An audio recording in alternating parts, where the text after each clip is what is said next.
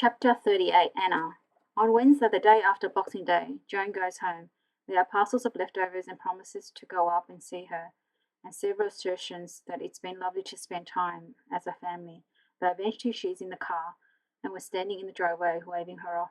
It is this curious time between Christmas and New Year when you have to look on the calendar to check the date, and every day seems to be a bank holiday. Mark takes out the recycling, and I lie with Ella on the floor of the sitting room. She's enthralled by the crinkly pages of a black and white book we gave her for Christmas, and I turn them over for her, one by one, repeating the names of the animals on each page: dog, cat, sheep. It has been 3 days since Mum came back. I promised myself that after Christmas, after Joan left, I would tell Mark, and we would go to the police together, and now Christmas is over. I wonder if my failure to come clean is a criminal act, and whether such an offence becomes progressively serious over time. It's 24 hours acceptable, but 72 a matter for the courts. Is there my mitigation for whatever offence this is I'm committing? I meant to tick off the reasons I'm keeping this secret. I'm scared of the newspaper headlines, the stepping from the press, the looks from the neighbours. The internet means there's no such thing as tomorrow's chips papers. Ella will deal with the aftermath of this forever. There's a more immediate, more urgent fear too, fear of my father. I have heard from Mum what he's capable of, glimpsed enough of it myself to take it seriously. If I go to the police with everything I know, I need them to move fast, to arrest Dad and make sure he can't hurt us. But what if they can't find him? What might he do to us? I worry about what Mark will say, what he'll do. He loves me, but our relationship is still new, still fragile. What if this is too much? I try to imagine what I'll do if the tables were turned, but the thought of sensible, straight Joan faking her own death is too ludicrous to consider. But I'd stay, wouldn't I? I'd never leave Mark because of something his parents did.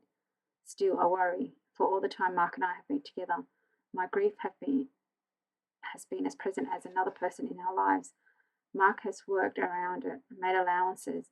If we take that away, I finally pinpoint that I'm scared of. What I'm scared of, that without the grief that brought us together, we might start to pull apart. I turn the page for Ella. She grabs a corner in a tightly clenched fist and brings it to her mouth. There's another reason I haven't been to the police. Mum. I can't condone what she's done, but I can understand why she left. I wish with all my heart she had done it differently, but going to police won't change that. The choice I make now will either send her to prison or keep her out of it. I can't put my own mother in jail. In the last few days, I've watched Joan with Ella and seen the joy of a relationship that crosses generations. We've bathed Ella, walked through the park, and taken it in turns to push the pram. I want to do those things with my own mother. I want Ella to know both her grandmothers. My mum has come back, and I want so much to keep her in my life. I need to clear my head. I find Mark. I'm going to take Ella for a walk. Good idea. If you can wait 5 minutes, I'll come with you. I hesitate. Would you mind if we went on our own? What with Joan here and the party at Robert's, I feel like I've not had a second to myself. His face tells me where he's weighing up my requests. Do I need time out because I want some peace and quiet, or because I'm cracking up? Despite being how I feel inside, evidently I don't look like I'm a danger to myself or to Ella because he smiles. Sure, see you later. I walk to town. The wind, hardly noticeable inland, picks up and whips along the seafront. I stop to clip the plastic cover across the front of the pram. The shingle is dark and shiny from overnight rain, and it's quiet, with most of the shops still closed for the holidays. But there are people out walking on the beach and the esplanade. Everyone seems in a good mood, filled with festive cheer and the joy of the extra day off work. But perhaps it only feels like that because of the turmoil in my own head. Everyone has troubles, I remind myself, although I think it's unlikely anyone else is wrestling with parents who have come back from the dead right now. I don't mean to go to the hope, although I suspect it was inevitable. My feet find their way there, and I don't fight it. It's an unprepossessing house, ruble rendered in grey and wider than it is tall. I ring the bell. The woman who comes to the door is still and gentle. She stands like a ballerina, and her feet in first position and her hands together at her waist. I was wondering if I could see Caroline. I hesitated, deciding not to use her surname. She's staying with you. Wait here, please. She smiles and closes the door again, gently but firmly. I wonder if bad people come here, abusive husbands, wanting their wives back home. I doubt this woman smiles then. I wonder if Dad's looking for Mum here. I look around. Has he been watching me? He must have done, to know that I went to the police. I start to shake, my fingers gripping the handle of Ella's pram. I'm afraid that there's no one of that name here. She's back so quickly, I wonder if she went at all, or whether she simply stood behind the door for a moment. Perhaps this is a stock answer, delivered regardless of whether the owner of the name is in residence. It's only when the door closes again that I realize my mistake. Mum wouldn't use her real name, first or last, not when she's supposed to be dead. I walked away wondering if I should go back and describe her, wondering if it is a good thing I didn't find her here. It's meant to be this way. Anna. I turn around. Mum is stepping out of the door wearing the same clothes she wore on Christmas Eve. She pulls the hood over her coat of her head. Sister Mary said something. Someone was looking for Caroline. She's a nun? She's amazing, fiercely protective, and she'd have said no, whatever name you'd given. I did wonder. I'm sorry, I didn't think. It doesn't matter. We've fallen into step, walking back towards the seafront. Angela. I looked at her, moment confused. The name I use now is Angela. Right. We walk in silence. I didn't go to the Hope with a prepared speech or plan. I feel awkward, tongue-tied. I take my hands off the pram handle and move to the side, and wordlessly Mum takes over, and it's so easy, so right, that I could cry. I can't send her to prison. I want her, need her in my life, in Ella's life. There are more people on the pier. Children race up and down, letting off steam after days cooped up inside. I see Mum pull her hood tighter and keep her head down low. We should have walked somewhere quieter. What if we see someone we know? The helter-skelter is covered over. The coconut shy boarded for winter. We walked to the end and looked out at the sea. Grey waves throw themselves against the legs of the pier. We were both trying to think of something to say. Mum goes first. How was your Christmas? It was so ridiculously mundane. I feel laughter welling up inside me. I catch Mum's eye, and she starts to laugh too. And suddenly we're crying and laughing, and her arms are wrapped tightly around me. Her smell is achingly familiar. How many embraces have I had from my mother? Not enough. It could never be enough. When our sobs have subsided, we sit on a bench and pull Ella's pram close. Are you going to tell the police? Mum speaks quietly. I don't know. She says nothing for a while. When she speaks, it comes out in a rush. Give me a few days till the new year. Let me spend time with Ella. Let me get to know her. Don't decide until then, please. It's easy to say yes. To delay my decision. We sit in silence, watching the sea. Mum puts her arms through mine. Tell me about your pregnancy. I smile. It seems like a lifetime ago. I had awful morning sickness. Runs in the family, I'm afraid. I was sick as a dog with you. And the heartburn. Horrendous. I was swigging. Gave a stone from the bottle by the end. Any cravings? Carrot sticks dipped in chocolate spread. The look on her face made me laugh. Don't knock it till you try it. There's a warm glow inside me, despite the wind that whistles across the pier. When the women in our NCT group moaned about the unwanted advice from their mothers, I thought how much I longed for pearl of wisdom from my own, how I wouldn't care how much she interfered, how I'd value every visit, every call, every offer of help. All I wanted when I was pregnant with you was olives. Couldn't get enough of them. Dad said you'd come out looking like one. My laugh dies in my lips, and Mum's quickly changes the subject. And Mark, is he good to you? He's a great dad. Mum looks at me curiously. I haven't answered the question. I'm not sure I can. Is he good to me? He's kind and thoughtful. He listens. He helps out around the house. Yes, he's good to me. I'm very lucky, I tell her. Mark didn't have to stick by me when I fell pregnant. Lots of men wouldn't have done. I love to meet him. I'm going to say how wonderful that would be if only she could. When I see her face, she's deadly serious. You can't be. It isn't possible, isn't it? We could tell him I'm a distant cousin, that we lost touch or fell out, or... She trails off, giving up on the idea. In the choppy water below the pier, I see a flash of movement. An arm ahead, something in the water. Someone's in the water. I'm half standing when I realize they're swimming, not drowning. I shiver on their behalf, sink back down onto the bench. My self-imposed deadline gives me 4 days left with Mum before I either tell the police or let Mum disappear to somewhere she won't be recognised. Either way, I have 4 days before I have to say goodbye to Mother for the second time. 4 days to have what I've longed for since Ella was born. Family. Mark and Ella and Mum and me. I wonder. She looks nothing like the few photos Mark has seen. She's thinner, older, her hair is jet black and kind of way that changes the shape of her face. Could we? And you're sure you've never met him? She raised her eyebrows at my abrupt questioning. You know I haven't. The police found one of Mark's leaflets in your diary. I tried to keep my tone neutral, but it still sounds like an accusation. You made an appointment with him. I take in her furrowed brow, the movement of her jaw as she worries at the inside of her lower lip.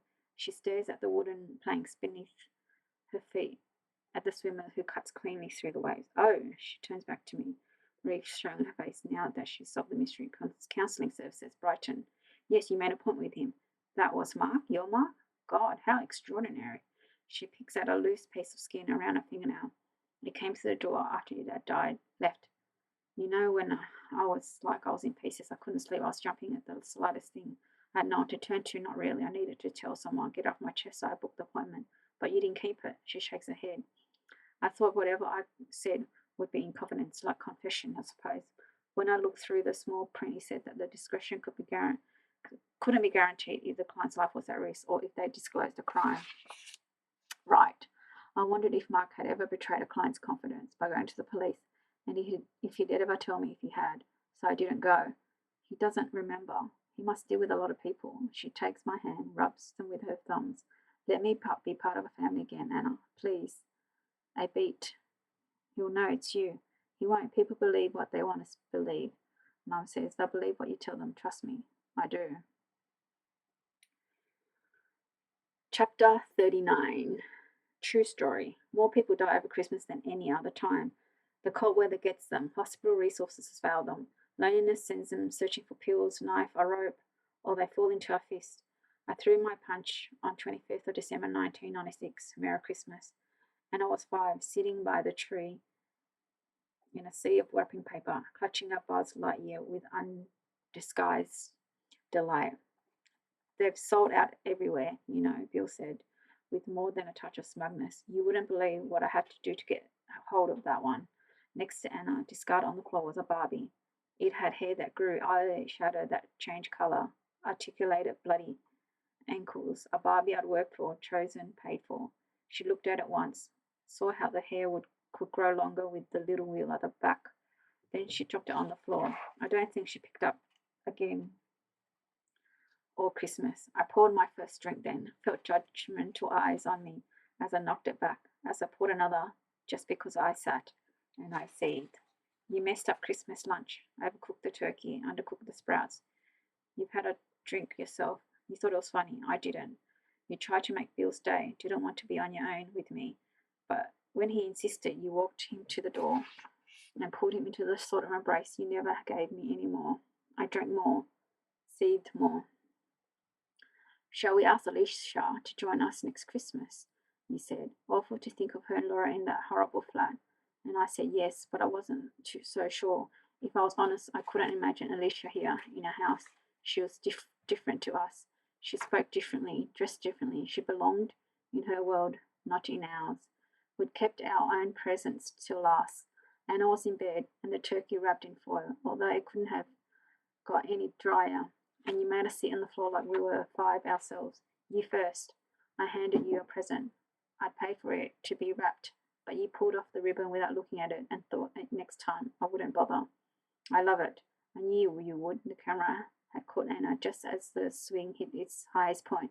She was laughing, her legs swinging and her hair flying. The frame was silver, expensive. It was a good present. Now you put it in my hands. You're nervous. You're so hard to buy for.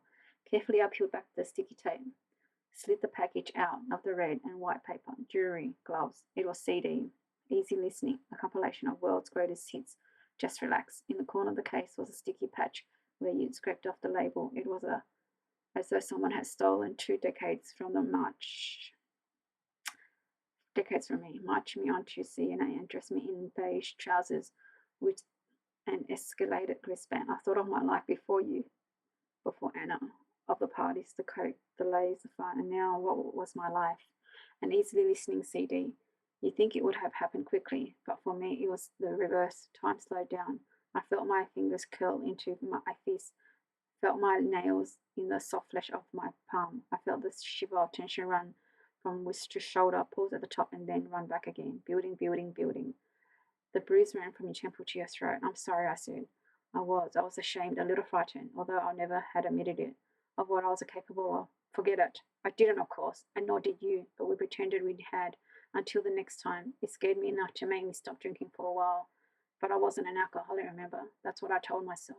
So that there was no need to go to cold turkey. A cool beer there, a glass of wine there. It wasn't long before I needed the sun over the yonder, long before 6 o'clock. You never know what goes on behind closed door. Out of every 10 of your friends, 2 of them are in violent relationships.